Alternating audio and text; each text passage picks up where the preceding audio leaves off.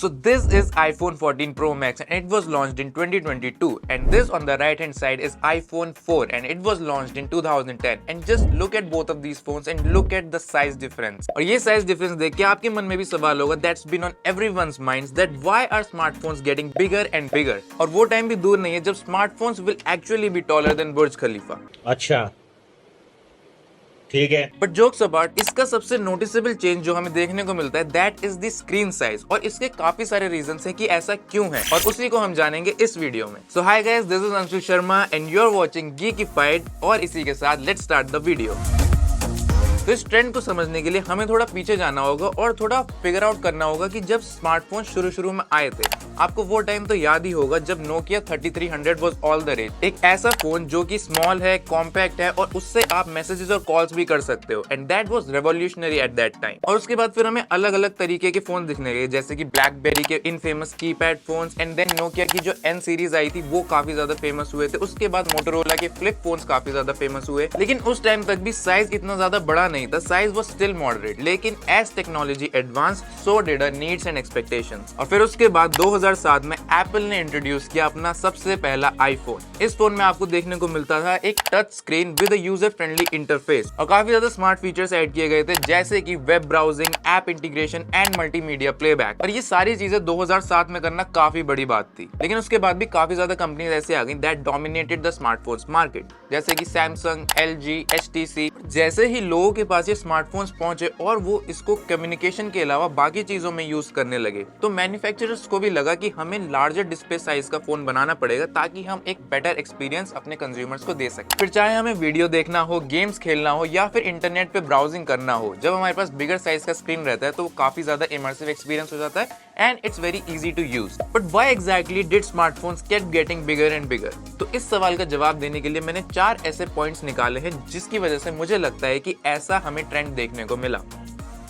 सबसे पहले ये है कि जैसे ही टेक्नोलॉजी में एडवांसमेंट हुआ तो मैन्युफैक्चरर्स ने रियलाइज किया कि वो अपनी स्क्रीन साइज को हाई पिक्सल डेंसिटी में, बेटर कलर एक्यूरेसी के साथ और इंप्रूव्ड ब्राइटनेस के साथ बना सकते हैं, और इसी वजह से इट वाज मेड पॉसिबल कि आप HD और 4K कंटेंट देख सकते हो इजीली अपने स्मार्टफोन डिवाइसेस पर। सेकंड जो रीजन है कि जैसे ही हम कम्युनिकेशन के अलावा बाकी चीजों में भी फोन का यूज करने लगे फॉर प्रोडक्टिविटी एंड एंटरटेनमेंट, तो एक नेसेसिटी सी बन गई कि भाई लार्जर डिस्प्ले साइज तो चाहिए, क्योंकि फिर आपको ईमेल्स का रिप्लाई करना हो, वीडियोस देखनी हो, कितना सारा काम करते हैं हम एक ही फोन में, तो वो सारी चीजें फिट करने के लिए ताकि आप सीमलेसली यूज कर पाओ, they needed to make a bigger display size smartphone. तीसरा है डिजाइन ट्रेंड्स, बिकॉज हमें एक चीज बिल्कुल नहीं भूलनी चाहिए कि जैसे ही फैशन इवॉल्व होता रहता है वैसे ही गैजेट्स का भी डिजाइन इवॉल्व होता है। डिजाइन की बात करें तो कहीं ना कहीं स्मार्टफोन मैन्युफैक्चरर्स में एक कॉम्पिटिशन सा भी आ गया कि उनको भाई मिनिमम बेजल्स रखने हैं, maximum screen to body ratio होना चाहिए, और इसके साथ ही एज टू एज डिस्प्लेस भी होने चाहिए ताकि वो एक फोन की विजुअल अपील को बढ़ा सके और उनकी सेल्स और ज्यादा बूस्ट हो। बट इसका एक ये भी फायदा हुआ कि जो स्मार्टफोन डिवाइसेस हैं उसकी हमें एक फ्यूचरिस्टिक और एक प्रीमियम सी फील भी देखने को मिली। लास्ट जो रीजन है दैट इज द बैटरी। हम सब लोग चाहते हैं कि हमें अपना फोन चार्ज ही ना करना पड़े और हम कितने दिन तक उसको बिना चार्ज के यूज करते हैं, बट इट्स नॉट पॉसिबल, क्योंकि अगर छोटे फोन्स रहते हैं तो उनमें कम बैटरी साइज रहता है, तो इसलिए उनको चार्ज भी ज्यादा टाइम तक करना पड़ता है और उनकी बैटरी ड्रेन भी जल्दी हो जाती है। लेकिन अगर हम बड़ा फोन बनाते हैं और उसमें बड़ा बैटरी साइज रहता है, तो इसकी वजह से अगर आप फोन ज्यादा टाइम के लिए भी यूज करते हो तो चांसेस है कि बैटरी कम ड्रेन होगी और आपको कम चार्ज करना पड़ेगा अपनी रोजमर्रा की लाइफ में जब भी आप अपना फोन यूज करते हो। But having said that, things are not all bells and whistles. With every technological advancements, there are cons attached to it as well. So जो सबसे पहला कॉन है बड़े स्मार्टफोन्स का, that is its less portability factor.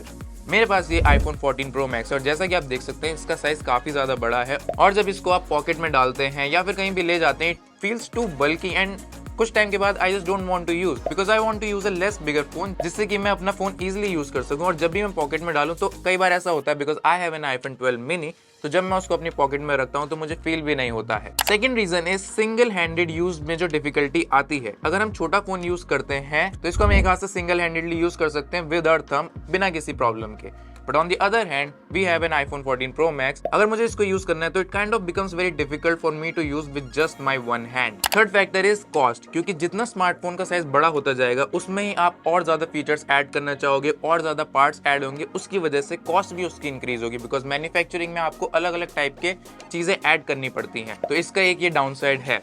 और इसकी वजह से आप देख सकते हो जितने भी फ्लैगशिप फोन होते हैं अराउंड 6.7 या फिर 6.1 इंचेस के, इनका प्राइस काफी ज्यादा रहता है। But on the other hand जो हमारे छोटे साइज के फोन्स रहते हैं उनका प्राइस कंपैरेटिवली बड़े फोन से काफी कम रहता है। Fourth option that comes is fragility, because smartphone का साइज जितना बड़ा होता है और अभी जितनी एडवांसमेंट हो रही है तो बिल्कुल स्क्रीन टू बॉडी रेशियो आप कह सकते हैं कि मैक्सिमम है।